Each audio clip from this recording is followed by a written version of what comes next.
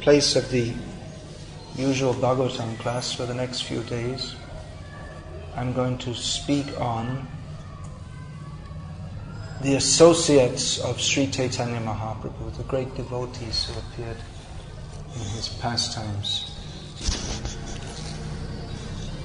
Prabhupada said that even without considering that Chaitanya Mahaprabhu is the Supreme Personality of Godhead, if we simply study the behavior of Chaitanya Mahaprabhu and his devotees, we can understand how we ourselves can live as devotees, what is proper Vaishnava behavior.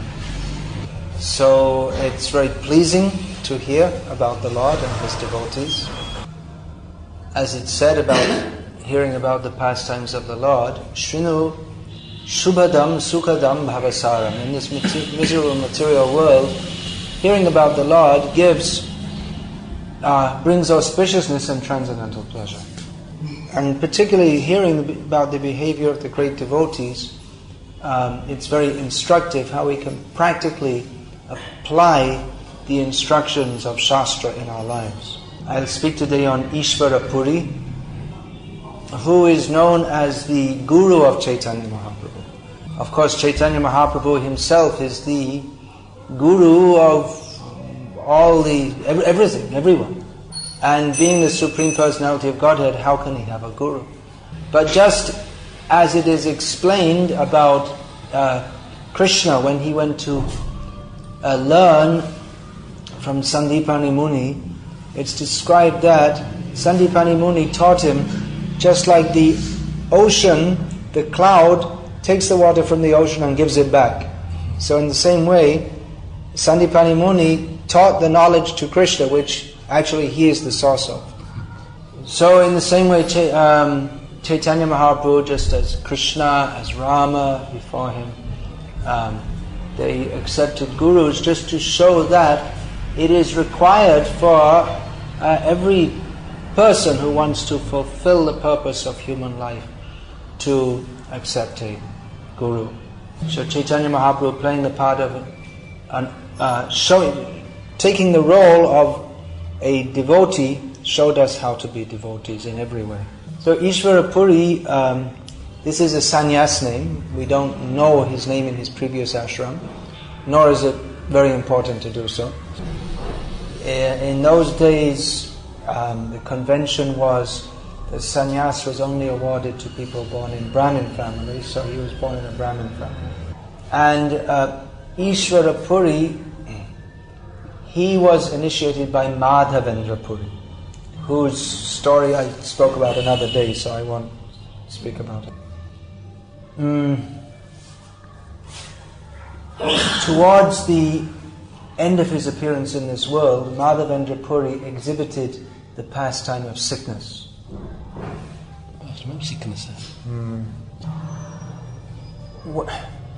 When a Vaishnava becomes sick,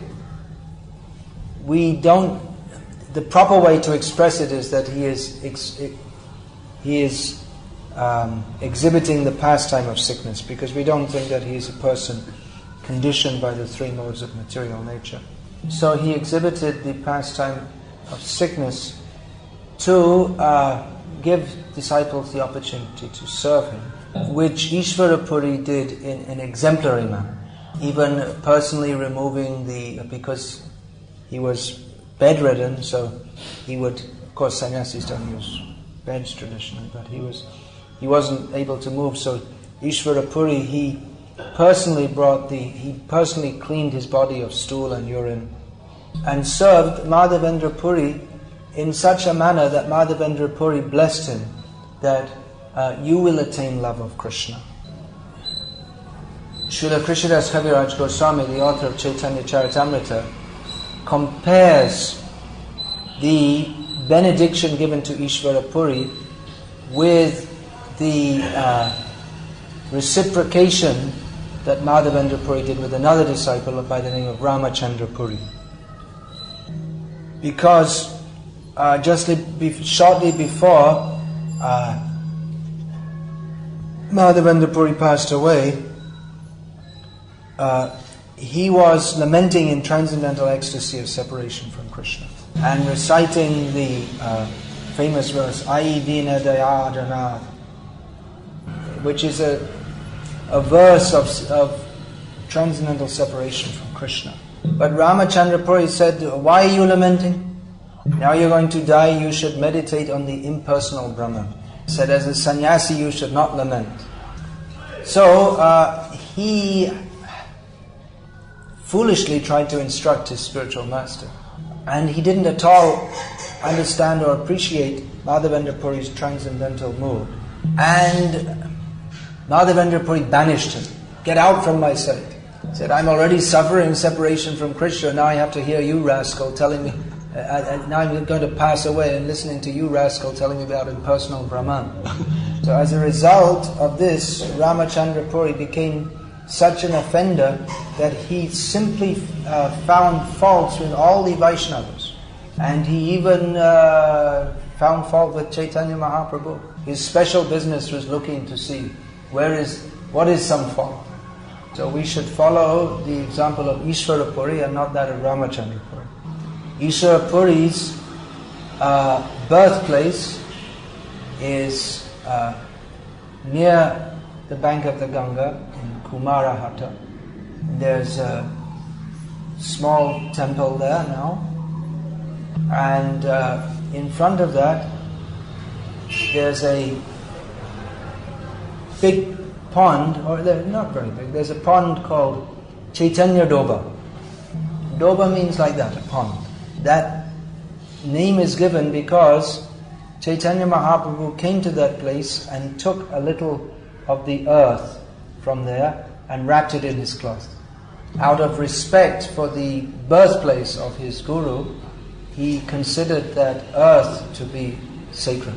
So following Chaitanya Mahaprabhu's example, so many people took a little earth that a whole big pit is covered and there's a pond there. So Isvara Puri first met Chaitanya Mahaprabhu in Navadvip before Chaitanya Mahaprabhu had taken sannyas. And during this time, Chaitanya Mahaprabhu was a young student in Navadvip. And he was not consistently showing his ecstasy of bhakti, but he was considered by everyone to be a proud, young, scholarly boy. And very unpredictable and often behaved in an erratic manner. However, he never disrespected the Vaishnavas and he showed respect to respectable people. So one time Isvara Puri as a travelling sannyasi happened to come to Navadvip. And just passing on the road, he one day saw Chaitanya Mahaprabhu and was stunned by his bodily beauty and effulgence. So when Nimai saw Isvara Puri, he invited him to come to his home for lunch. And so he did that. Isvara Puri came to his home for lunch. Shachimata cooked. After serving him very respectfully, Chaitanya Mahaprabhu engaged in discussion of Krishna consciousness with Isvara Puri.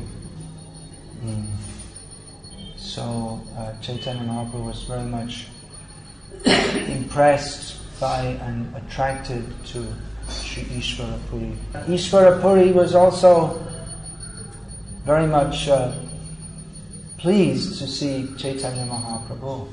There was a natural feeling of affection that awoke between them. A natural, that is natural because they are eternally related. Chaitanya Mahaprabhu is the Supreme Personality of Godhead, and Chaitanya Mahaprabhu is his eternal servant appearing as his guru. While he was in Navadvip, Isvara Puri was staying in the house of Gopinatha Acharya. And he also met Advaita Acharya when he was in Navadvip. When Isvara Puri came to the house of Advaita Acharya was engaged in puja. And Advaita Acharya, seeing Isvara Puri, he could understand by his luster that he must be a Vaishnava. So Advaita Acharya asked him, "Who are you? I can see you're a sannyasi." It seems to me that he could see that he was a sannyasi, but he said, "I think you must be a Vaishnava sannyasi." So this pastime with Advaita Acharya actually happened before he met Chaitanya Mahaprabhu. Before he met Nimai. So Isvara Puri, who was very humble, he replied to Advaita Acharya that I'm simply a low-class Shudra, but I've come to have darshan of your lotus feet. Present at that time was, it's the nature of a Vaishnava that even though he's most elevated, he considers himself very fallen. He doesn't advertise himself as a great devotee. Uttam hoya Vaishnav hoy nirabhiman. Chaitanya Charitamrita stated, even though he's the topmost, a Vaishnava is without false ego. So Mukunda Datta, who was present there, he was very expert. He could sing very beautifully different verses and songs in praise of Krishna. Mukunda Datta wanted to show that this is a Vaishnava.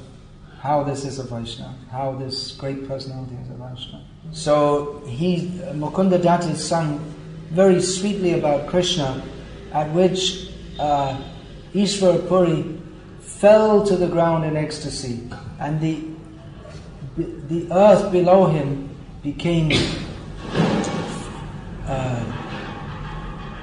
wet with his tears. Present there were amazed, thinking that this caliber of Vaishnava we haven't had the association of previously. So Advaita Acharya picked up Isvara Puri and very firmly embraced him. And everyone could guess that this was Madhavendra Puri's dearest disciple, whose name was known to everyone because of his great devotion, that it must be Isvara Puri who's come. Everyone called out, Hari, Hari. So this meeting of Chaitanya Mahaprabhu, just when Chaitanya Mahaprabhu was coming back from his studies from school one day, he passed by Isvara Puri. And Isvara Puri thought that according to the science of physiognomy, he looks like a divine being, this boy. So he looks very deep personality.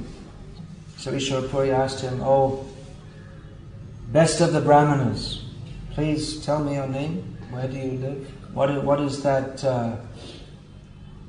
book you're holding in your hand?" Or Chaitanya Mahaprabhu, in very submissive mood, offered his obeisance to. And some of Chaitanya Mahaprabhu's disciples told Isvara Puri that his name is Nimai Pandit. Isvara Puri was very happy because he already heard the name of the famous Nimai. And immediately, because Chaitanya Mahaprabhu was going home, actually he was coming home from school, he'd been teaching his students, and he was just going home for lunch. So he asked Isvara Puri, "You please come with me now and take lunch," where Chaitanya Mahaprabhu personally washed Isvara Puri's feet. Then Chaitanya Mahaprabhu served the prasadam that Sachi Mata had offered to the deity. He served it to Isvara Puri, and afterwards Chaitanya Mahaprabhu took the remnants of Isvara Puri's prasadam, and they discussed Krishna Katha together, and they became filled with the ecstasy of love of Krishna. So Isvara Puri stayed in Navadvip for a few months at the house of Gopinatha Acharya. Stayed in Navadvip for a few months at the house of Gopinatha Acharya. Daily Chaitanya or Nimai Pandit would come to have darshan of Isvara Puri's lotus feet. He would bow down to him, And time to time, Chaitanya Mahaprabhu would invite Isvara Puri to come for Madhyana Prasad, lunchtime Prasad, midday Prasad. So Gadadhar Pandit was just quite a young boy at that time. And Isvara Puri showed great affection to him. Isvara Puri had composed a book called Sri Krishna Lilamrita. And Isvara Puri was teaching this to Gadadhar. One evening, when Nimai came to visit Isvara Puri, Isvara Puri said to him,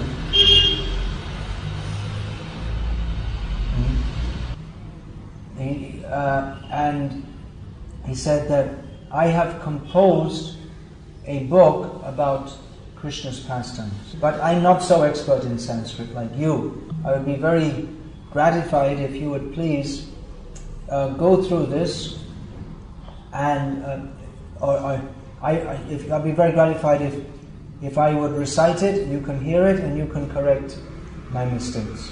And Chaitanya Mahaprabhu said, whatever a devotee speaks is dictated by Sri Krishna himself.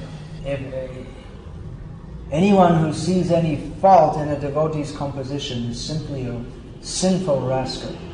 Whatever a Vaishnava composes is very pleasing to Krishna, because Krishna accepts the attitude with which things are offered more than the technical preciseness. Murkho vadati Vishnaya,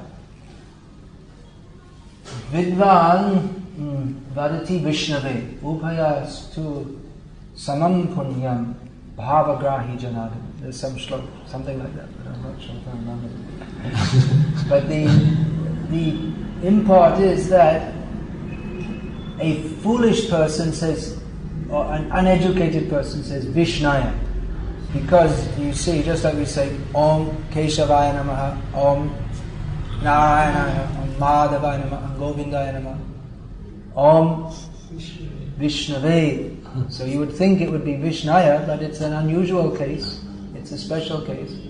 So Pandit Vadati Vishnave, one who knows, he says Vishnave, he doesn't say Vishnaya. Vishnave. You should know, you're putting tilak, no? But both of them get the same result because Bhavagrahi Janadana, the Lord accepts the attitude of the offering more than the technical preciseness. So Isvara Puri was very pleased to hear this, because he could understand that Chaitanya Mahaprabhu had understood the essence of Vaishnavism. In those days, people were very particular about following all the rules and regulations very strictly, in all respects. And especially Navadvip was a center of learning, which meant there's so many Sanskrit pandits there. So Chaitanya Mahaprabhu said that more important than the learning is the attitude that goes with it. So after some time, Isvara Puri left Navadvip and went on traveling elsewhere. In the meantime, Chaitanya Mahaprabhu was going on with his pastimes in Navadvip. It was almost time for him to begin his Sankirtan Leela.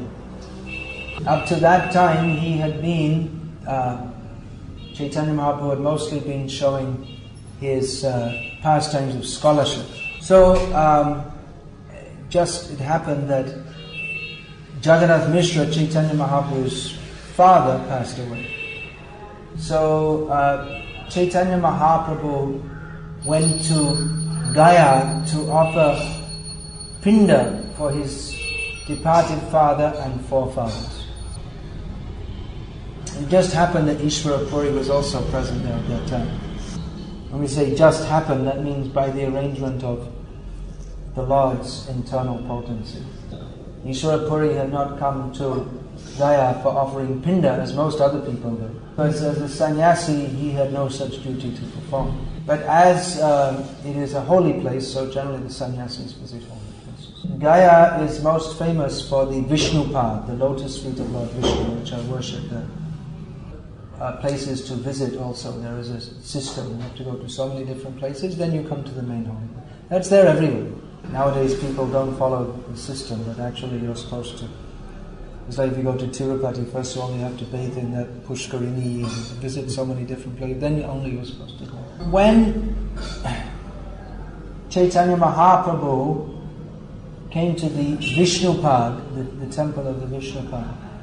He was taking darshan of Vishnupad, and the local priests were reciting the glories of that place. And Chaitanya Mahaprabhu, hearing that, fell on the ground in ecstasy. And just when Chaitanya Mahaprabhu fell unconscious, then Isvara Puri happened to come to the temple of that. He was very happy to see the Nimai, who he had not stopped remembering since he had left Nadia. And Chandrasekhar Acharya, who was ostensibly the uncle of Chaitanya Mahaprabhu, told Isvara Puri what had happened. Then shortly afterwards, Chaitanya Mahaprabhu again came to external consciousness, and upon seeing Isvara Puripad there, in great delight, he offered his respectful obeisances at his lotus feet. Isvara Puri picked him up and embraced him, and both of them became drenched in each other's tears of ecstatic love. Chaitanya Mahaprabhu very feelingly addressed Isvara Puri that my pilgrimage to Gaya has now become successful by having darshan of your lotus feet. People come to Gaya for offering pinda to deliver their forefathers. But your presence is even more, your presence in this tirtha is more auspicious than the auspiciousness of the tirtha. Because simply by seeing you, crores and crores of forefathers become liberated. All the tirthas personified, they desire the dust of your lotus feet. So I'm begging at your lotus feet to take me across the ocean of material existence, and to make me to drink the nectar of Krishna's lotus feet. So Isvara Puri replied that I can understand that you are directly the Supreme Lord. This morning I had a very wonderful dream that I was meeting you, and now that has actually come to pass. Since I first saw you in Navadvip, I've never stopped thinking of you. Seeing you gives me as much happiness as I get by seeing Krishna. Chaitanya Mahaprabhu humbly bowed his head and replied that it is my great fortune that you... On another day, Chaitanya Mahaprabhu visited Isvara Puri and requested mantra diksha. He said, I'm very much desirous of this. Isvara Puri very happily replied that, what to speak of mantras, I'm prepared to give you my very life. And thereafter Chaitanya Mahaprabhu was initiated by Isvara Puri into Krishna mantra. Shortly afterwards, one day, Isvara Puri came to the place where Mahaprabhu was lodging. It just happened to be that Chaitanya Mahaprabhu had just finished preparing his lunch, and Chaitanya Mahaprabhu happily fed Isvara Puri with the lunch that he had cooked for himself. And Isvara Puri, he said that the opportunity to accept prasad from you is a tremendous fortune for me. And after very attentively and respectfully serving prasadam to his Guru Dev, Chaitanya Mahaprabhu smeared sandalwood paste on his body and placed a garland of flowers around his neck. So it was on his return. So yes, after initiation by Isvara Puri, there was apparently a tremendous change in Nirmai Pandit. No longer was he a wrangling scholar, but he was fully intoxicated with the bliss of love of Krishna. On his return from Gaya to Navadvip, Chaitanya Mahaprabhu specifically made a point of going via the birthplace of Isvara Puri. And coming to that place, he rolled on the ground in ecstasy, and the earth became wet with his tears. Taking a little dust from there, he bound it in the corner of his upper cloth and said, "This earth is as dear to me as my very life." So Isvara Puri departed not long after, before Chaitanya Mahaprabhu took sannyas.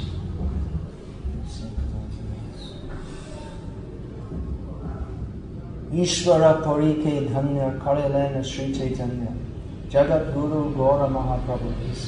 Bhaktisiddhanta Saraswati Thakur says that the Guru of all the worlds, Chaitanya Mahaprabhu, made Isvara Puris glorious. So a disciple thinks that if I have any glory in my life, it's that is because of my Guru. But in the case of Chaitanya Mahaprabhu, he made Isvara Puri. Actually, they're all eternally glorious, but it's considered like that.